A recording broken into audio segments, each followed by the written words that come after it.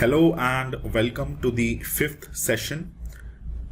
In today's topic, we will be discussing decolonizing the Indian mind and institution. तो इस topic का मतलब है क्या? तो basically, if you understand this particular Indian mind have been colonized, and when it was colonized, it was supposed to make the Western choices. अब western choices के अंदर चाहे खान पान हो, चाहे लैंग्वेज हो, चाहे कल्चर हो, so rather than following the indigenous values, है ना, the Indians were following the western choices. क्यों? क्योंकि western choices would make us look modern, है ना. यहाँ पे जो है, और जो हमारे इंडिया के जो खुद के वैल्यू सिस्टम है वो कहीं ना कहीं वो फील होगा कि यार ये थोड़े से आउटडेटेड है ना. तो this topic will talk about कि किस तरीके से जो है we have to talk about our own indigenous system, so that ये जो कॉलोनाइज्ड माइंडसेट जो हो रखा है लोगों का टुवर्ड्स द वेस्टर्न सिस्टम, ये कहीं ना कहीं जो है ये ये इंडिजीनियस की तरफ जो है आता चला जाए.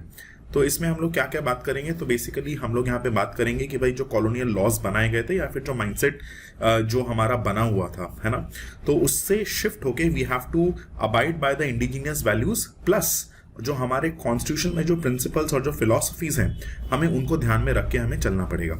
ओके.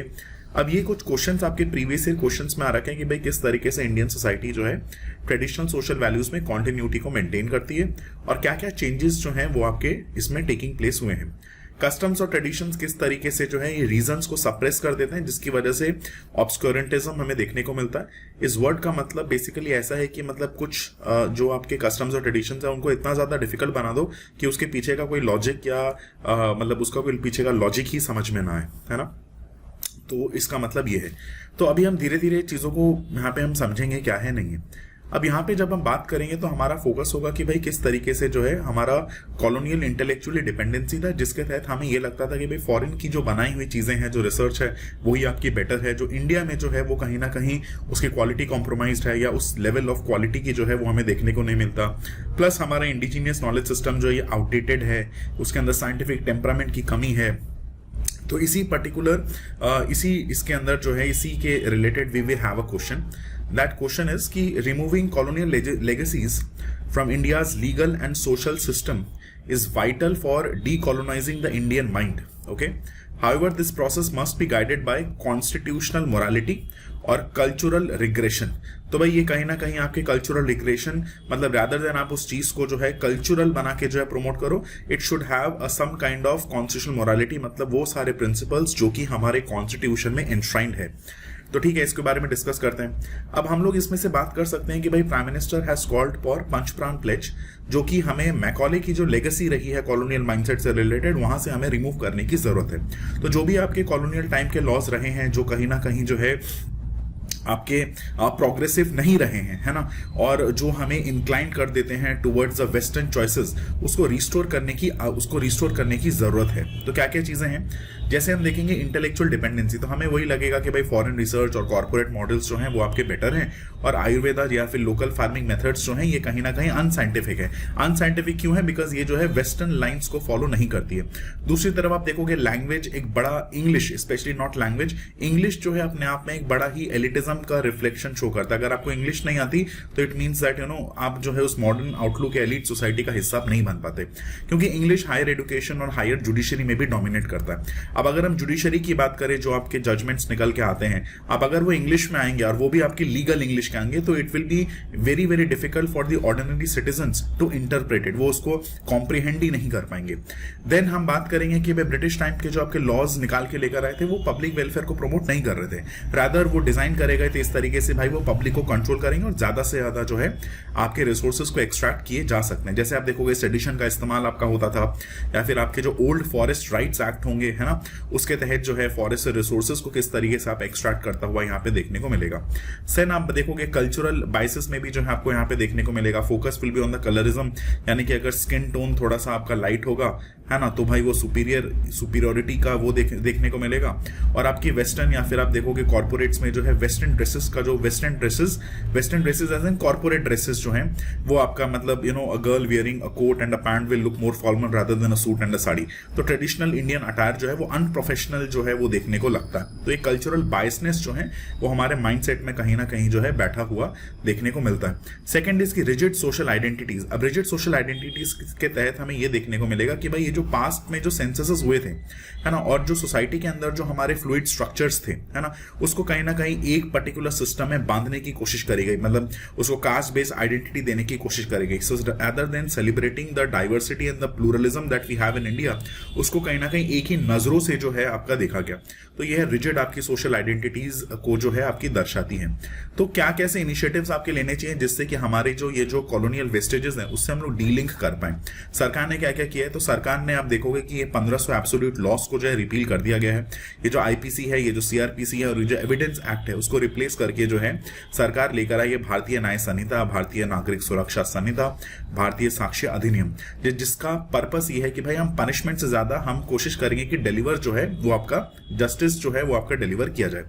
दूसरा आपका देखोगे एजुकेशन रिफॉर्म्स में मदर टंग को फोकस करा गया है। तो मदर टंग से जो है जो आपकी लर्निंग का जो प्रोसेस है डेमोक्रेटाइज आप कर सकते हो और आपकी रीच जो है वो काफी गांव लेवल तक जो है मतलब काफी ग्राउंड लेवल तक जो है आप जा सकती है। बट सवाल इसके इंप्लीमेंटेशन का है, but again as these are part of the argument you can write it also. Second is traditional knowledge.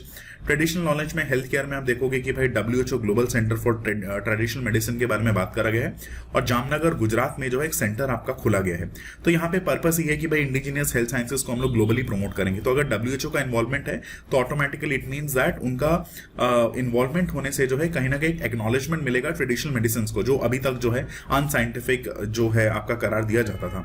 Second is आप देखोगे सिंबल्स को भी आपका चेंज करा, राजपथ को जो है आपका कर्तव्य पात कर दिया गया है, रेस कोर्स को आपका लोक कल्याण मार्ग जो है आपका कर दिया गया है। उसके बाद आप देखोगे नेवी में जो है छत्रपति शिवाजी महाराज की सील का इस्तेमाल किया गया है। फिर जो रेलवे बजट था कॉलोनियल टाइम का उसको यूनियन बजट के साथ मर्ज कर दिया गया है। तो ये जो छोटे छोटे जो है आपके कुछ स्टेप्स आपके सरकार की तरफ से लिए गए हैं। फिर आप देखोगे इसके go back to the Vedas का जो नारा दिया था। फिर आप देखोगे रामकृष्ण मिशन, इनका भी पर्पस यही था कि भाई जो रिलीजियस प्रैक्टिसेस हैं वो आपके यूनिवर्सल करे जाने चाहिए और जो आपके इंडिजिनियस उसमें थे उसमें रिफॉर्म का बहुत ज्यादा जरूरी था। तो इन सारी चीजों के बारे में भी जो आप यहाँ पे बात कर सकते हो। तो डीकोलोनाइजेशन इस तरीके से होना चाहिए कि भाई ये कहीं ना कहीं कॉन्स्टिट्यूशनल मोरालिटी के साथ आपका अलाइन करे। जैसे कि आप ऐसा कोई भी चीज लेकर आओगे उसमें आपको ध्यान में रखना है कि साइंटिफिक टेम्परामेंट का एलिमेंट होना चाहिए और यही साइंटिफिक टेम्परामेंट हमें देखने को मिलता है किसमें, अपने फंडामेंटल ड्यूटीज के अंदर 15(1)H के अंदर, कि आप जब अपने हेरिटेज को रिक्लेम करोगे तो कहीं ना कहीं जो है आप देखोगे अनसाइंटिफिक ऑब्सक्योरेंटिज्म नहीं होना चाहिए। मतलब कि भाई जो भी चीजें होनी चाहिए वो साइंटिफिक टेम्परामेंट को ध्यान में रखते हुए और जो स्पिरिट ऑफ इंक्वायरी है इसको कहीं ना कहीं मैंडेट को ध्यान में रखते हुए जो है आप अपहोल्ड करोगे चीजों को। सेकंड आप देखोगे ये जो प्रोटेक्टिंग प्लूरलिज्म की बात है, ऐसा ना हो कि उसके चक्कर में जो है आप जो है सोसाइटी को मेजोरिटेरियनिज्म की तरफ लेकर जा रहे हो और जिसमें जो मार्जिनलाइज ग्रुप है वो आपके एक्सक्लूड हो गए हों। तो ये जब आप प्लूरलिज्म को प्रोटेक्ट करोगे तो कोशिश यही होगी कि इंडिया का जो कंपोजिट कल्चर है उसको आप सेलिब्रेट कर पाओ, रादर देन कि उसको आप मेजॉरिटी माइनॉरिटी में या फिर मार्जिनलाइज ग्रुप को आप एक्सक्लूड कर दो। तो वो एक कहीं ना कहीं जो है नेगेटिव इंपैक्ट हमें यहाँ पे देखने को मिलेगा। Second is strengthening the social justice. So rewriting history should use to empower historically marginalise groups and deepen affirmative action.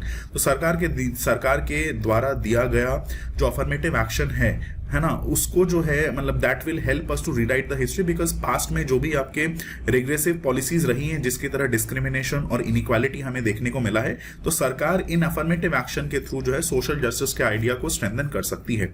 आप नेक्स्ट इसमें कंक्लूजन में ये बात कर सकते हो कि भाई टू डीकोलोनाइजेशन में जो है आप अपनी जो धरोहर है, जो कल्चरल हेरिटेज, उसको रिक्लेम तो करोगे, प्लस सोसाइटी की जो मॉडर्न प्रोग्रेसिव वैल्यूज है उसको भी अपहोल्ड करोगे। और ये सारी चीजें कैसे होंगी कि आप इंडिजिनियस नॉलेज को, रीजनल लैंग्वेजेस को और सिविलाइजेशनल प्राइड को जो है आप कंबाइन करोगे, and that has to be within the framework of the Indian constitution. तभी जो है आप इंडिया को सेल्फ रिलायंट और कॉन्फिडेंट आइडेंटिटी दे पाओगे इन द 21st सेंचुरी। तो आई जस्ट होप आपको ये जो टॉपिक है ये आपको समझ में आया होगा कि डीकोलोनाइजेशन तो बेसिकली जो हैंगओवर है, जो कॉलोनियल हैंगओवर है, आज भी जो कॉलोनियल हैंगओवर जो है पीपल आर कैरिंग इट, तो कहीं ना कहीं उसे बाहर निकलने की जरूरत है एंड हमें उन चीजों के ऊपर फोकस करना चाहिए which is more indigenous, which is more following the principles of the constitution और which is more constitutional value centric. तो मिलेंगे अपने अगले वीडियो के अंदर जिसमें हम लोग बात करेंगे the changing institution of marriage and India's demographic shift.